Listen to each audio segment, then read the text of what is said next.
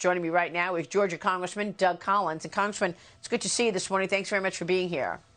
Good morning, Maria. It's good to see you as well. Let's go through this stimulus plan. And can you talk to us about how effective you believe it will be and when? If you're going to be sending this money to Americans directly, how do you expect they will spend that and when? Do you think this is a direct impact and a direct shot in terms of economic activity?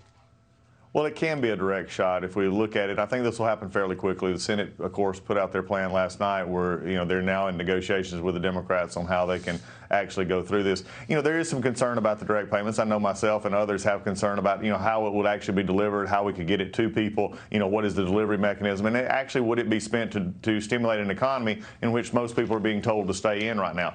Rent payments, light bills, those kind of things it can be used for. What we're trying to do also as well, and I think this package and the president has indicated this as well, we need to assure businesses and do things for small business, independent contractors, so that they can stay afloat during this time, especially when we're going through a time of distancing and businesses being shut down because people are staying inside. So it's a twofold attack here. We'd rather have businesses be able to pay their employees instead of laying them off, but we also have to make sure that the economy, so that people who can have money to pay their bills are going to be able to pay those bills.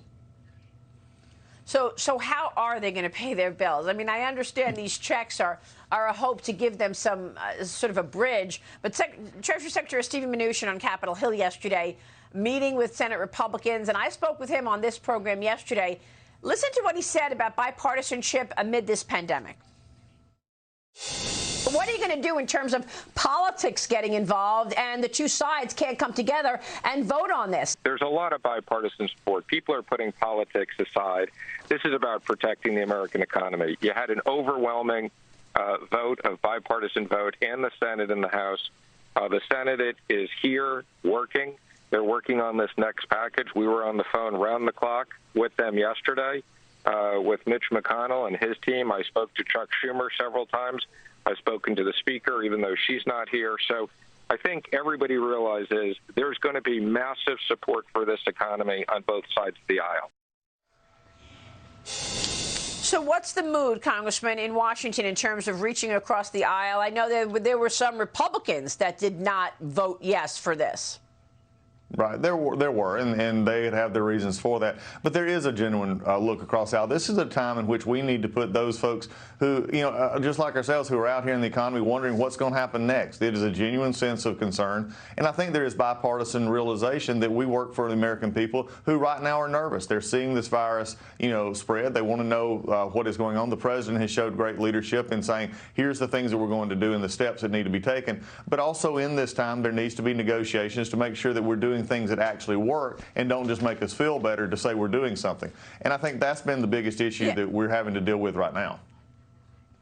But I mean, look ahead for us. Look at the editorial board this morning in this op-ed in the Wall Street Journal talking about the virus response. The op-ed is titled Rethinking the Coronavirus Shutdown, writing, quote, even America's resources to fight a viral plague aren't limitless, and they will become more limited as individuals lose jobs, businesses close, and American prosperity gives way to poverty. The editorial board writes, America urgently needs a pandemic strategy that is more economically and socially sustainable than the current national lockdown.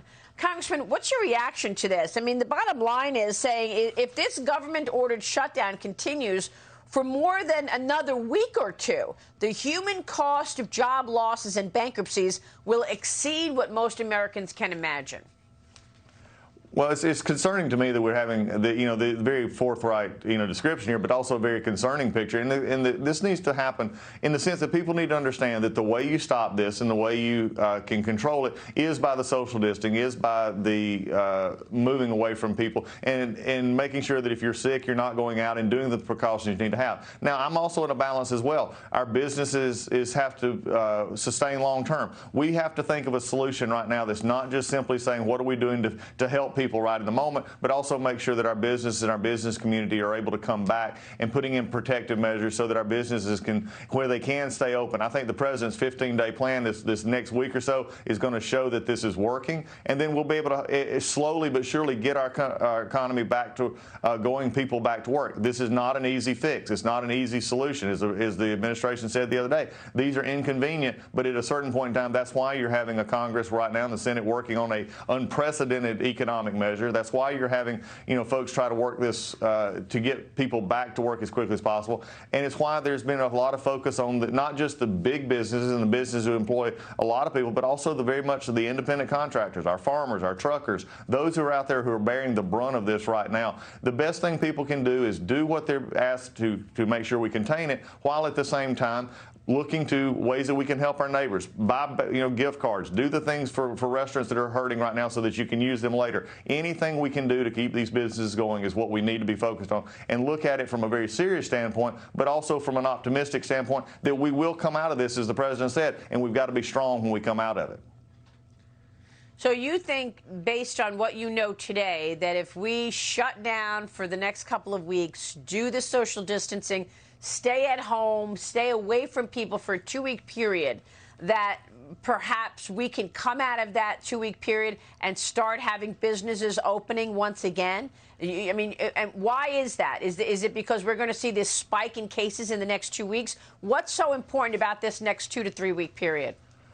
Well, this next 2 to 3 week period is where we begin to have hopefully turn the tide on the curve. As Dr. Fauci said, there's still going to be more cases. We're going to see that come up. But again, if we're mitigating it as we go forward so that we're not in a spike situation where it spirals out of control like we saw in Italy and other places, then we have a long-term prospect of coming out of this quicker. That's the issue. It's not a matter of will this happen or will it not happen. It's going to happen. It is happening now, and we have to deal with the reality of that. But you also have to deal with it if it spiked and we did not take these precautionary measures. Where would we be in a few weeks if we're having a mass outbreak of not only folks having the virus, but also with deaths and sicknesses that are uncontrollable, that are overwhelming our healthcare system? We've got to think of this in a long-term perspective, not only in the business, but also the health and our healthcare systems, our first responders, so that we understand that this is a slowing down process so this virus does not get out of control and we can actually control it for the bigger picture coming out of it. Now, is it going to stop everything? No, but it is, at least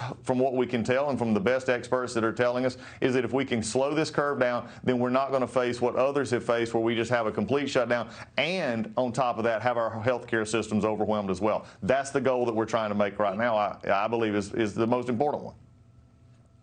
Yeah, I mean, at this point, we want to see some progress, and certainly we'll see what happens after the next 2 or 3 week period, Congressman. By the way, you look like you have a different background today. You self-quarantined over the last week or so. Did you have any symptoms? How are you feeling? And are you still at home isolating? No, we're not at home. We have came in today to the studio here. We didn't see anybody except me and the cameraman here, which I'm glad he's an independent contractor. He's one of those folks we're talking about that we're trying in this economy are affected in ways that we don't think. But I have never had symptoms. I've not had symptoms even when I was quarantined. I came out of it last Friday. And we're working right now. I mean, we're working around the clock. I'm taking calls and texts from business owners who do service industries, small things that make a big difference in our communities, who are now losing $20,000 and $30,000 and $40,000 of business. These are the kind of things that we're trying to make sure that we help this economy get back on. Congressman, it's great efforts. Thanks so much. When you come back, we want to talk a little about what Congress and America has learned. Will we be better prepared for something like this in the future by not being so reliant on foreign countries for such important drugs and medical equipment? That's for the next time, Congressman. Good to see you this morning. Thanks very much, sir. Right. Appreciate it, Maria. Thanks a bunch.